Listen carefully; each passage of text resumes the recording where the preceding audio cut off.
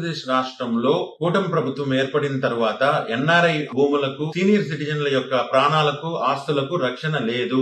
ఆంధ్రప్రదేశ్ రాష్ట్రం ప్రస్తుతం ఒకప్పటి బీహార్ రాష్ట్ర పరిస్థితులను ఎదుర్కొంటున్నది. ఆంధ్రప్రదేశ్ లో కూటమి ప్రభుత్వం ఏర్పడిన తరువాత ముఖ్యమంత్రి, మంత్రులు అందరూ విదేశీ పర్యటనలు చేసి ఎన్ఆర్ఐల్ని పెట్టుబడులు పెట్టాలని ఆంధ్రప్రదేశ్ రాష్ట్రంలో ఆహ్వానిస్తున్నారు. అయ్యా, ఆల్రెడీ ఉన్న మా ఆస్తులు, భూములే కబ్జాకు గురవుతున్నాయి. ప్రైవేట్ సైన్యాలు, ప్రైవేట్ వ్యక్తులందరూ చొరబడి ఎక్స్టార్షన్ డబ్బులు డిమాండ్ చేస్తున్నారు.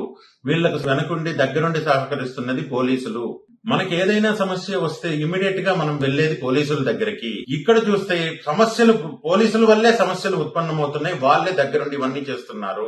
It is a total system failure in the entire state of Andhra Pradesh. నా పేరు గోరా రాజేంద్ర ప్రసాద్. నేను సిడ్నీ, ఆస్ట్రేలియాకి చెందిన ఒక ఎన్ఆర్ఐ. మాది సొంత ఊరు తిరుపతి. మాకు తిరుచానూరు దగ్గర కొంచెం భూమి ఉన్నది, 120 అంకణాల భూమి. ఆ భూమిని ప్రైవేట్ వ్యక్తులు, గూండాలు, రాజా అనే వ్యక్తిని ముందు పెట్టి తిరుచానూరు సిఐ గారు అందరూ కలిసి ఒక గ్యాంగ్ గా ఏర్పడి దాన్ని కబ్జా చేయాలని ప్రయత్నిస్తున్నారు. మా సొంత స్థలంలో మేము నిర్మాణాలకు చేస్తుంటే రాత్రికి రాత్రి ప్రైవేట్ గుండాలను పంపించి కూల్చేయించి దగ్గరుండి అన్ని నడిపిస్తున్నారు సిఐ సునీల్ కుమార్ గారు. అతన్ని అప్రోచ్ అయ్యాయా, ఎఫ్ఐఆర్ పెట్టండి, మాకు ఆస్తి నష్టం జరిగింది, ట్రెస్ పాసింగ్ అంటే అసలు పెడచెవిని పెట్టారు.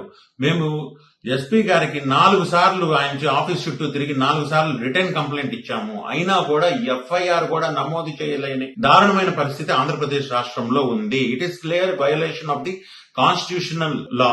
మా నాన్నగారు ఒక రిటైర్డ్ ఎక్సైజ్ సూపరింటెండెంట్. ఆయన ఇంత జరుగుతుంటే కనీసం ఎఫ్ఐఆర్ అన్న నమోదు చేయిద్దామని తిరుచానూరు పోలీస్ స్టేషన్ చుట్టూ చక్కర్లు కొట్టి ఎస్పీ గారిని కలిసి ఎంత చేసినా కూడా వారాల తరబడి తిప్పుతున్నారే గానీ ఎఫ్ఐఆర్ కనీసం నమోదు చేయలేదు. సరే, ఇంకా చేసేదేమీ లేక ఇక్కడ ఆస్ట్రేలియాలో ఉన్న ఎన్ఆర్ఐ టీడీపీ సెల్ అధ్యక్షుల్ని, జనసేన పార్టీ అధ్యక్షుల్ని వాళ్ళు రిక్వెస్ట్ చేసి వాళ్ళ ద్వారా ప్రెషర్ పెట్టించి AP NRT CM grievance cell నుంచి ఫోన్లు చేయించి ప్రెషర్ పెట్టిన తర్వాత ఒక చిన్న ఎఫ్ఐఆర్ నమోదు చేశారు. Without land grabbing acts, criminal intimidation, IPC సెక్షన్లు ఏమీ నమోదు చేయకుండా ఒక డమ్మీ ఎఫ్ఐఆర్ 2 సెక్షన్లు పెట్టి నమోదు చేశారు. ఇంత జరిగిన తర్వాత రాజా అనే వ్యక్తి మరింతగా రెచ్చిపోయి మరుసటి రోజు ఒక 20 మంది దాకా ఆడవాళ్ళని, మగవాళ్ళని తీసుకొచ్చి మా నాన్నగారిని సైట్ లోకి వస్తే మీ కాళ్ళు చేతులు ఎరగొడతామని కూలి వాళ్ళని బెదిరిస్తూ మా నాన్నగారిని మిమ్మల్ని చంపేస్తాం, మీకు ఎవరు దిక్కు, ఇక్కడ ఎవరున్నారు మీకు సపోర్ట్ చేసేవాళ్ళు, నా వెనకల 8 మంది పవర్ఫుల్ వ్యక్తులు ఉన్నారు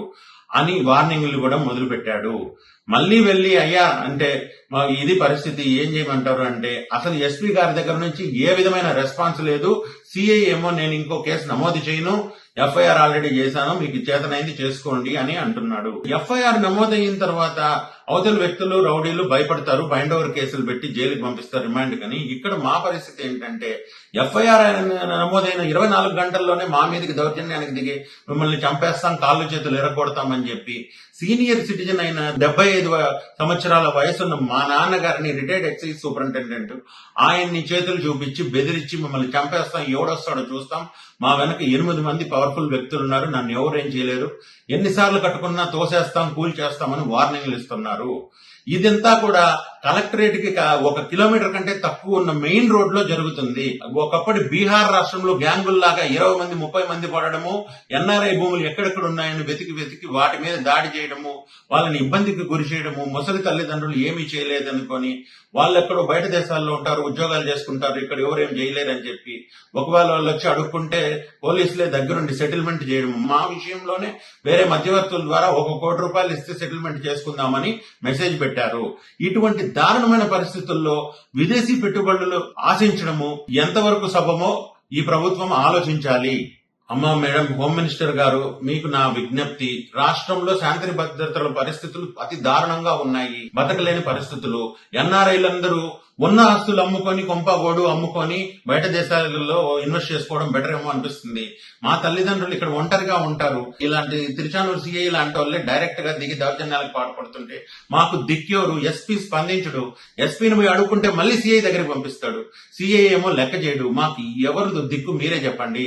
ఈ పరిస్థితులు ఇలాగే కొనసాగితే ఎన్ఆర్ఐలు ఎవరు గాని ఇక్కడ ఆస్తులు మళ్లీ కొనే పరిస్థితులు లేవు. ఉన్న ఆస్తులే అమ్ముకొని వాళ్ళ దేశాలకు తరలించుకోవడం ఉత్తమం.